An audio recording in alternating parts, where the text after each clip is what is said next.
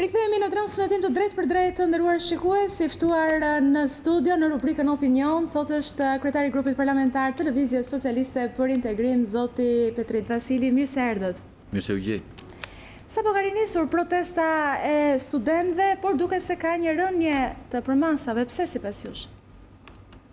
Nuk e kam parë asnjëherë protestën e studentëve, nga ndjekja sigurisht shumë e vëmendshme dhe shumë e kujdesshme që i kanë bërë, duke parë numrin, duke bërë apelin e njerëzve apo tjera koncepte si këto. Protesta e studentëve është madhore për mesazhin që përçon.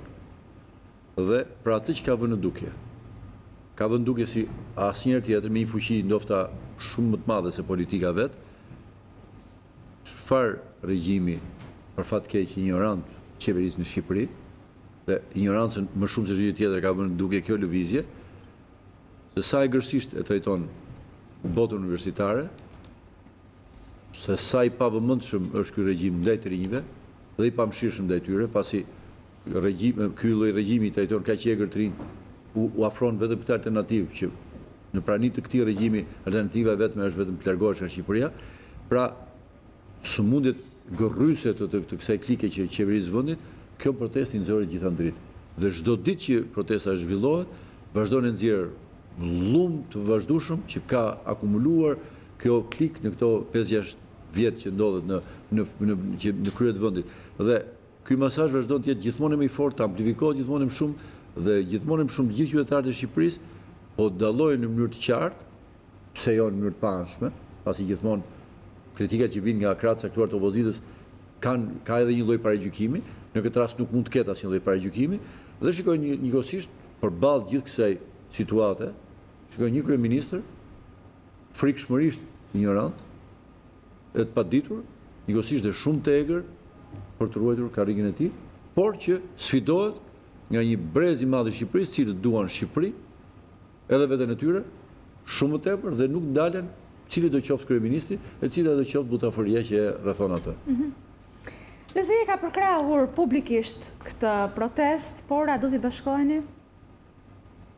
Përkrahja publike ka qenë një përkrahje natyrshme, e cila ka ardhur për shkak sepse LSI qartësisht ka qenë një parti që është vendosur që në ditën e parë të themelimit të saj në një raport të veçantë me të rit.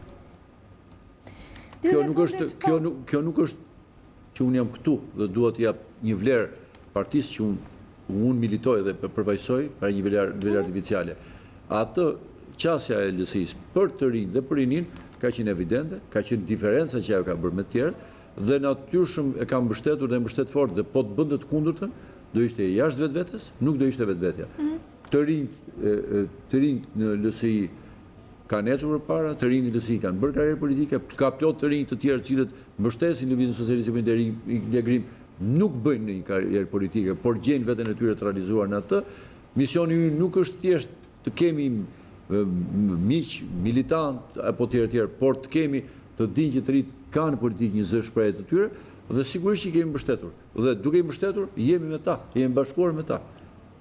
Është normal që nuk mund të jenë drejtuesit kryesor të Lëvizjes Socialiste për Integrim atje në protestë. Por fryma, gjithçka që bëjmë, kjo që po bëj unë sot këtu, është një mbështetje e jashtëzakonshme. Sigurisht, nuk janë fëmijët tanë, janë nipat, mbesat tanë, të gjitha ata të rinj të cilët e gjejnë veten të trysnuar nga një obskurantizëm feudal dhe mesjetar që Shqipërisë ka pllakosur në mënyrë të çuditshme në vitet më të papërshtatshme të jetës saj, që në 2018 të kishim një obskurantizëm dhe një inkuizicion të padijes në krye të shtetit. Kjo është vetëm një herë që vetëm Shqipëria mund të përballet, pati fatën e keq të përballet me këtë gjë. Në fakt, ditët e fundit edhe kryetaria e Lëvizjes Socialiste për Integrim ka patur takime në rrethe me studentë, në rrethe ku ka universitete. Çfarë kanë synuar këto takime? Së pari ka synuar të përcjellë një mesazh madhor që fatet e Shqipërisë janë shumë më të rëndësishme se sa fatet e një individi, të një partie politike apo të një grupi individësh. Shqipëria ndodhet në vërtet në një emergjencë kombëtare, karakterit politik, karakterit ekonomik dhe të karakterit shoqëror. Është politik, se thash, qeveriset nga një klik, është ekonomik, sa që është një varfëri të cilën e kemi evidentuar më mirë se ne politikanët, ju si media, duke qenë pranë mira qytetarëve të varfër, dhe e keni prekur me dorë, dhe sekretari kariterit shoqëror, pasi mina të rinj, jo vetëm të rinj, por dhe moshat pjekura, por dhe moshuarit, ndihen të pashpresë dhe shumica atyre që kanë këmbë dorë kur thot populli, e shikojnë të ardhmen e tyre vetëm jashtë Shqipërisë. Do ta them për të 7 apo 8 herë, disa herë kam thënë dhe në studiot tuaja, edhe në bisedat që kam pasur kënaqësinë të zhvilloj dhe me ju, që Shqipëria ka një nga indekset më tragjike që mund të ekzistojë. E do t'i lutesh atë gjithë mediave dhe gjithë gazetarëve të prononcoheshin dhe ata në llogaritë e tyre në Facebook, në Twitter, ku tjetër. Çfarë kemi? Ta fiksojmë. Kemi emigracionin më të madh në Europë për të miturit 7 deri në 14 vjeç. Ju shikoni raportime se si mirët mitur, plot të mitur nuk dihet se ku janë. Janë rrugëve të Europës. Janë pre trafikut të organeve, për të shndruar në baby killer, pra në vrasës të vegjël, në spaçatorë, në shpërndarës droge, pra në pjesën më të errëta të Malavitës. Fëmijët e Shqipërisë ndodhen atje. Pra të kesh emigracionin më të lartë, mos e 17-14 vjeç, e të thuash që kjo ndodh kudo në botë, siç thotë kjo fatkeqësi që kemi këtë kryeministër, është gjëja më dramatike. Ju lutem, ma kini në konsiderat edhe televizikuesi po dhe ju, këtë u a them jo si politikan, u a them si prind. Mendoni të kemi fëmijë të mitur, 8, 9, 10, 11, 12, 13 vjeç, numrat i ka raportuar ju, kolegët e medjave tjera, kush e di sa fëmijë të zhdukur. Dhe kjo ka ardhur pikërisht nga ky dëshpërim i thellë shoqëror që përbën dhe komponentën e tretë që unë thash që ishte së bashku me pjesën ekonomike dhe politike në krizën e cilët ndodhe është thelluar vendi. Po protesta juaj, protesta opozitës, kur do të rinis? Protesta e opozitës, ju po, me sa unë mirë kuptoj, ka të bëjë me atë që quhet protesta e madhënshesh, pasi, e cila nuk mungon dhe është plotësisht e gatshme dhe mund të shpërthej nga çasti në çast, por sigurisht është ndërtuar një raport për i caktuar dhe i kujdesshëm për t'i lënë gjithë hapësirën e caktuar protestuese studentëve të cilët kanë krijuar një frymë të re dhe një sensibilitet të ri, por njerëzit ne protestojmë në mënyrë të përditshme. Për çfarë arsye? Banorët e Astirit të mbështetur nga opozita janë atje dhe kanë mbështetjen tonë. Në çdo komunikim, jo vetëm ne, edhe kolegët e Partisë Demokratike denoncojnë fakte rrënjëse. Po të mos kishte qenë opozita, jo qytetarët, po dhe ju si gazetar, nuk do dhe pikërisht ca fakte të rëndësishme kanë buruar nga pikërisht edhe nga media juaj. Një nga emisionet e mirënjohur të medias tuaj, pikërisht të pa ekspozuarit, ka vënë duke disa fakte të cilët ne kemi marrë dhe rimarrë, jemi thelluar në to, dhe sot shqiptarët di që kanë një qeverisi që mund të vjetë 20 milion euro brenda 24 orëve, që kanë një qeverisi që bën është e gatshme të bashkëpunojnë me ata që falsifikojnë deri dokumentat amerikane, që shikojnë që kanë kilometrën rrugës 22 milion, që dinë që mbi 3 miliard euro të tyre nuk dihet se ku janë, dhe ku kilometri rrugës apo centimetri rrugës është më i kushtueshëm se Floriri. Dhe ikosisht dinë dhe plot shpërdorime të frikshme të pushtetit, me koncesione, me një korrupsion nga më galopantët, e gjithë kjo është një protest e vazhdueshme, sistematike, e përditshme, të cila sigurisht do të ketë edhe atë kulm për të cilin ishte fillesa e pyetjes suaj, i cili është një kulm i pashmangshëm, i natyrshëm, pasi një qeverisje që është e shurdhur, është e marrë mbas pushtetit dhe që është gati të bëjë çdo gjë për të mbajtur pushtetin, sigurisht do përballet me një reagim shumë të rrept dhe të ashpër, sepse ndryshe nuk kupton që të largohet e të hapë rrugë zhvillimit të vendit, jo thjesht të hapë rrugën opozitës. Por është bërë një qeverisje që është bërë shkëmb edhe për mirëqenien e qytetarëve, edhe për shpresën e tyre. Pjellë varfëri dhe rënon shpresën, nuk e pse rri më si qeverisi.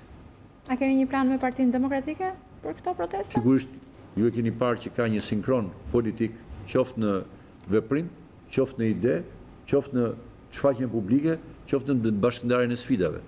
Është një sinkron i natyrshëm për dy partitë të cilat formojnë një front opozitar, i cili është tashmë front, pasi në opozit me këtë qeveri janë studentët, në opozit janë parti politike, në opozit janë banorët e Astirit, janë banorët e Shkozës, janë naftëtarët që dalin. Pra, ajo që ide që opozita kishte, jo thjesht për të krijuar një bashkëpunim politik, 2 partijak apo 5 partijak, po për të krijuar frontin, koha i dha plotësisht drejt, dhe ky front tashmë është i gjithë në sytë tuaj.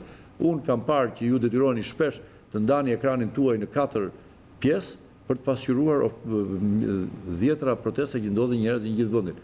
Dikush do të thotë, po atë gjon qeveria. Por ne kanë rëndësi qytetarët në ndërgjegjësor. Pastaj kur qytetarët marrin vendimin, kjo qeveria do duket aq e vogël dhe e parëndësishme sa ju nuk e imagjinoni dot. Kemi hyrë në vitin elektoral, a është gati Lëvizja Socialiste për Integrim për këto zgjedhje? Dhe si do të hyrë në këto zgjedhje?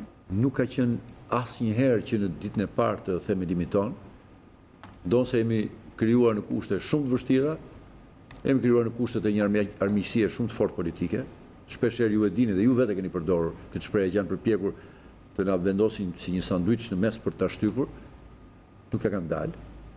Nuk e kanë dalë për shkak të njerëzve të LSI-s dhe për shkak të atyre që LSI ka mbrojtur. Pasi LSI ka mbrojtur gjithmonë çështje parimore. Asnjëherë një çështje jone nuk ka qenë një çështje vogël, çështje një individi apo halli dikujt. Kemi mbrojtur kushtetutën e vendit kur u zhbën në 2008-ën, kemi mbrojtur zgjedhjet e lira ku kemi bërë të grevurie, kemi mbrojtur stabilitetin e vendit kur bëm koalicion me Partinë Demokratike, e cila mundësoi liberalizimin e vizave, që është një arritje e pa shembull të shqiptarëve. Çdo shqiptar me një pasaportë në xhep ka fituar lirinë e tij lëviz në Europë.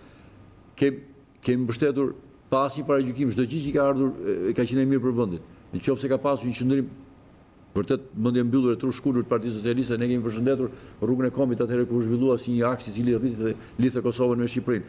Pra, qasje parimore e LSI-s dhe njerëzit e saj shumë të bindur për të besuar në projektin e LSI-s e ka bërë që përgatitet për zgjedhje për ne të jenë të lehta dhe të natyrshme. Kështu që edhe këto zgjedhje për ne nuk janë asnjë problem, për ne problemi madhor është përballja sot në momentin që unë flas me ju me qeverisë që rënon vendin ekonomikisht ditë për ditë.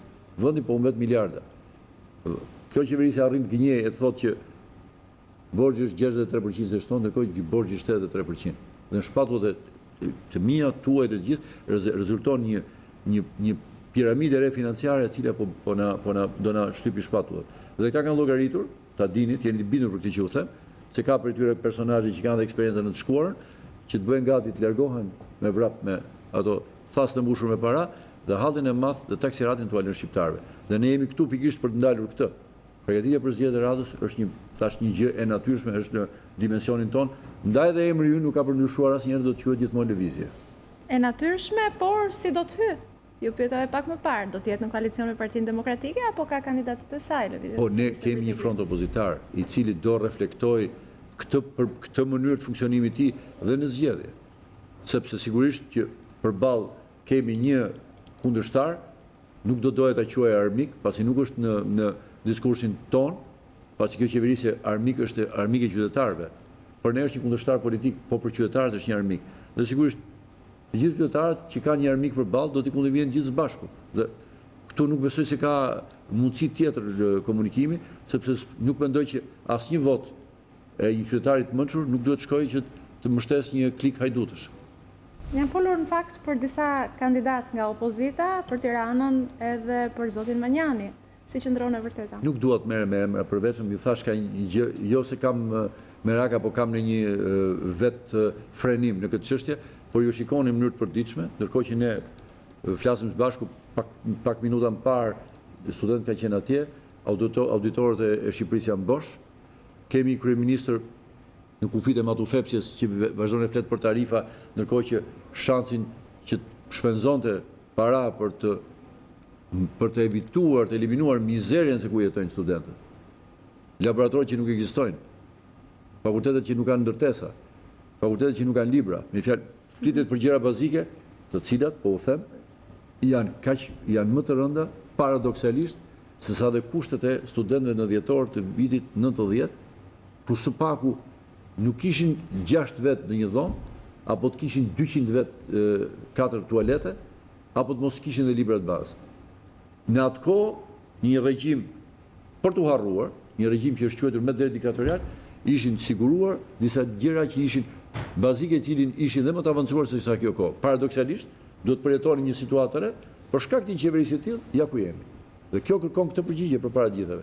Dhe sigurisht momenti i zgjedhjeve, e cila ka pjesën e vet e të rëndësishme, por edhe pjesën rutinore, ka ende mjaft kohë për të diskutuar, sepse kjo emergjencë është tek pragu i derës. Flasim pak për ndryshimet në qeveri. Si i keni parë? Ndryshimet në qeveri, me thënë drejtën, sot mëngjes kam bërë një komunikim timin, sepse disa miq të mit nga media më pyesnin. Edhe thash që të jemi mos keq kuptohemi se nganjëherë ndodh që një media thot mund të më kishte dhënë mua këtë deklaratë tjetër, thash më mirë ta ndaj me të gjithë miqt, po dhe me median e cila ka pasur dashamirësinë t'ia reflektoj.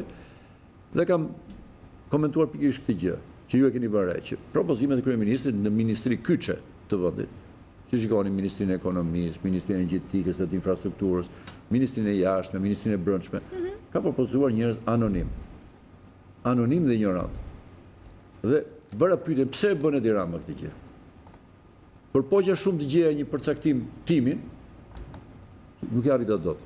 Pasi kishte një përcaktim, një frazë të mrekullueshme të Giovanni Falcones, nuk po bëj komente kush Giovanni Falcones dhe shqiptari më i fundit e di, një burr i madh që dha jetën në luftën kundër mafias, dhe thoshte shqip, dhe qartë.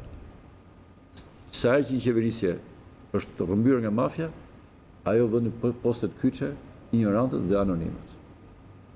Pra, unë një diagnozë më të mirë se sa Giovanni Falcone nuk vë dot, pa kemi qeveri që është njësh me krimin dhe këtë kemi evidentuar, dhe me mafjen, dhe sigurisht, dhe produkti më i mirë, që kjo mafja në pushtet eci është që të ketë anonim dhe ignorant, me të cilët në kufit e buratinve, cilët kryeministri bën si do, dhe në fund fare ka dhe një gjë shumë interesante, që duhet kujtuar këtyre zotnime, dhe në fund fare të u lërë përgjegjësitë atyre dhe të iki. Në mënyrë që ata të jenë ata që do të shkojnë në burg, kurse ky i zhveshur nga së paku në këto përgjegjësitë burokratike të përpiqet të shpëtojë. Pra, atë që bën një mafioz i vërtet. Kështu që kemi një zgjedhje mafioze për disa mafiozë të tjerë, po të nivelit më të vegjël, më i thonë në italianë thonë kuçoli, i thonë janë këta klyshtë e vegjël. Ndërkohë nga ana tjetër presidenti Meta ende nuk po e firmos dekretin për shkarkimin e ministrit Pushati. Kam vetëm një koment për këtë çështje, pasi presidenti ka pasur mundësinë të ashterojë këtë çështje pikërisht në grupin tuaj mediatik, në sa kam ndjekur në emisionin e kolegut tuaj zotit Krasta, që të bësh detyrën raport me kushtetutën me saktësi, është misioni më pozitiv që presidenti po e jep vendit si mesazh. Pasi shturja institucionale, falja e institucioneve, kompromiset pa principta dhe pa përgjegjësinë shtetërore është e gjejmë kudo në qeverisje dhe nuk kemi nevojë për të. Kurse zbatimi me korrektesë, verifikimi deri në një dhe përgjegjësinë për ata për cilët qeverisin vendin është një detyrë cilën presidenti po e kryen me seriozitet maksimal, ashtu sikurse është në natyrën e tij si politikan dhe si burr shteti. Dhe këtu nuk shoh asgjë të jashtëzakonshme, me të shpash në disa portale të cilit kishin dhënë pjesë të intervistave të këtij kandidati që kanë për ministër të jashtëm, ishin shumë shqetësuese, me thënë drejtën. Bura re që ky kandidat aspirant për ministër të jashtëm ishte analogjira që shkëmbimet territore, kufiri Serbi-Kosovë ka të njëjtën problematikë si kufiri, problematikat e kufirit Greqi-Shqipëri, dhe këtu problemi komplikohet shumë dhe sigurisht presidenti bën mirë që është i kujdesshëm, pasi fatët e diskutimeve, debateve, të procesit integrimit duhet jenë pikërisht në duar të njerëzve shumë përgjegjshëm. Dhe sigurisht jo mbështes, presidenti s'ka nevojë për mbështetjen e kërkuit në ushtrimin e tij, por e gjej si mesazh shumë të mirë që përgjegjësiria dhe kushtetutshmëria ka një shtëpi në Shqipëri që është presidenti i Republikës, ku ato respektohen. Duket se ministri i ri, të paktën atë që ka kërkuar kryeministri Edi Rama, ministri që është me origjinë nga Kosova, duket se është figura më e përfolur, ju e thatë edhe pak më parë edhe nëpërmjet mediave online, ministri i propozuar. Ju si e keni parë figurën e tij? Shiko, unë e kam parë, them drejtën, thash për pjesën e parë, për deklaratat shqetësuese që ju thash të këtij ministri lidhur me kufit, që këtu e kam parë me seriozitet shumë të madh. Dhe për mua janë qëndrime të papajtueshme, antikombëtare, antishqiptare, që i shërbejnë pjesës më të zezë që e ka urryer Shqipërinë në shekuj, jo në vite. Kjo është pjesa serioze. Brenda këtu praktikisht para shqiptarëve bëhet një tragjikomedi. Tash pjesën tragjike e shpjegova pak më parë, pjesa komike kush është. Dëgjova që kryeministri ishte ngazëllyer se ky djalë pas ka lexuar libra. Them drejtën, nuk besoj se të gjithë ju jeni ndjerë shumë të ofenduar që meqense kryeministri nuk lexon më libra, lexon vetëm këto koncesioneve që numërojnë sa para fitojnë një, ngazëllet se dikush lexon libra. e që ai i ka thënë si këtyre librave, ju keni parë që ka një gjuhë të varfër, të drunjtë, vulgare, shpeshherë primitive, që vjen nga varfëria në lexim e prodhon këtë gjë. Nga zëdhet dhe kriteri themelor është që kemi lexuar libra. Pse? Sepse ju kam thënë, kryeministri unë e kam përcaktuar, ju e njihni këtë përcaktim tashmë, s'më thoni dot që nuk e, se është bërë popullor, e kam konsideruar një shkollë pak. Me argumentimin që dha për këtë ministrin që ishte ngazëlluar që lexonte libra, jam i bindur që nuk e kam tepruar hiç që kam quajtur shkollë pak, se shkollë pak është. Dhe kaq, s'mund të komentoj më asgjë më shumë se kaq. Faleminderit zoti Vasili që ishit në studio, kënaqësi si gjithmonë. Faleminderit dhe ju të nderuar shikues që na ndoqët drejt për së drejti në këtë bisedë. Ne do të shkëputemi tani për pak publicitet, rikthehemi vetëm pas pak me lajmet.